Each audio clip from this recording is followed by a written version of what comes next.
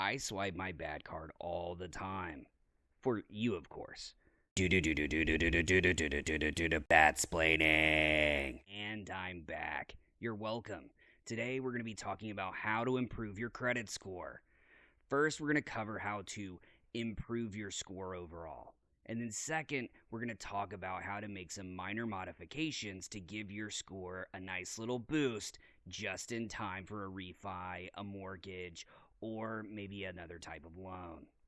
I do not recommend taking on any unnecessary debts in order to increase your score, but if you're just starting out, unfortunately, that's kind of how it works. Okay, so let's start with if you don't have credit.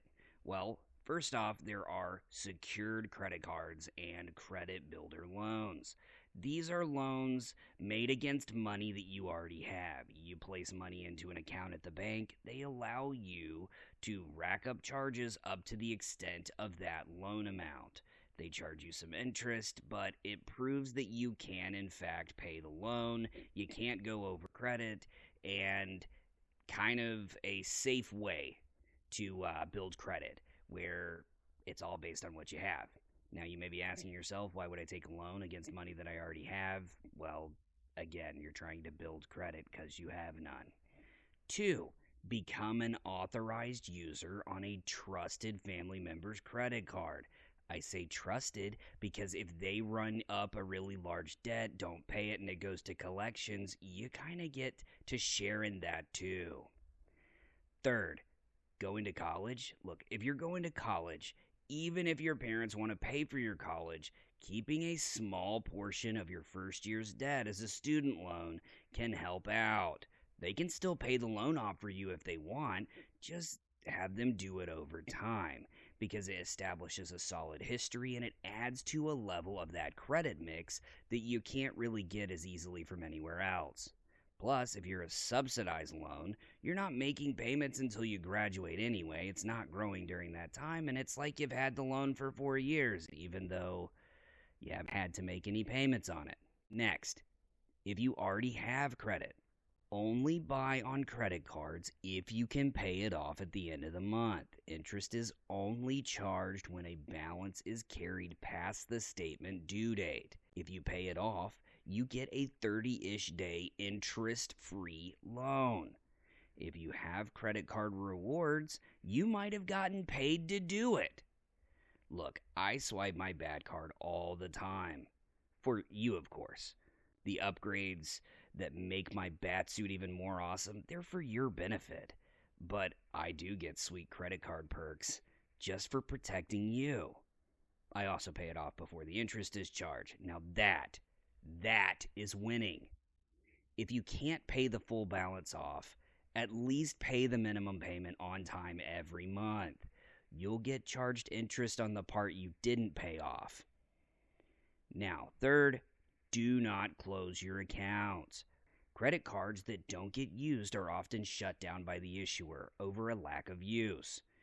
If you can add a small transaction that you were going to make anyway, it can help keep your credit line open. Now, don't go blow your credit card balances up just for your credit. Lastly, if you're already holding debt, pay more than the minimum payment. Any amount in excess of your minimum payment goes straight to the heart of the debt, lowering the balance, which in turn lowers the interest that is charged going forward.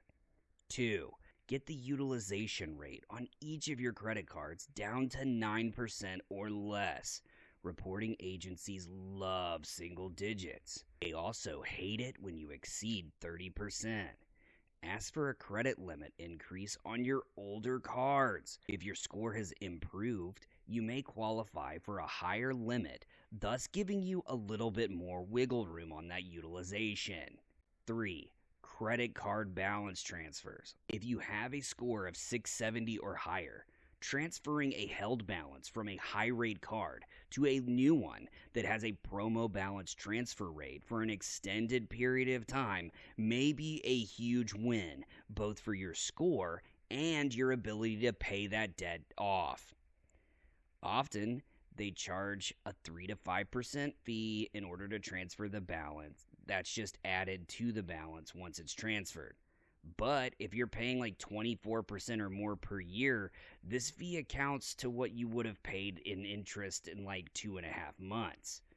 Some of those offers are also upwards of 18 months at 0% interest every month. If you can pay that sucker off while it's 0%, do it. If self-control is your problem, put the card through the shredder after setting up your online account and verifying that the transfer went through. This can be used for many different types of debt. Say you have a car loan at 10%. If you can pay it off in the term, 3.5% would save you a significant amount of interest. But you need to remember, if you don't pay it off, the rate will spike up after the term. Take that into consideration, especially when transferring loans that have lower rates than the non-promo rate. Number 4, debt consolidation loans. These are like balance transfers, but they carry much higher interest rates. But they're open to lower credit scores, and they also have a term built in, meaning if you pay the minimum payment, you'll eventually pay the thing off. I don't love these. But if you're forced between paying a credit card at 28% and a loan at 18%, the loan is a clear winner. Number 5, bankruptcy. This is the nuclear option. It doesn't work for all debts. Some examples are child support, student loans, income taxes, fraud, and other crime-related debts. Even if you change your mind afterwards, you are still going to get a major score punch for initiating it, period.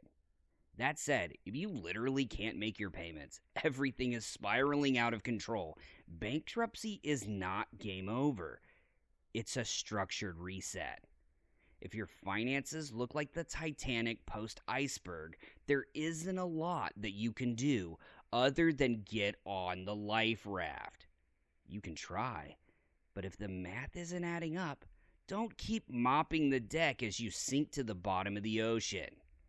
Yes, there may be an element of shame in the decision, but there is a reason why strategic retreats exist in war. Living to fight another day allows you the opportunity to rise up.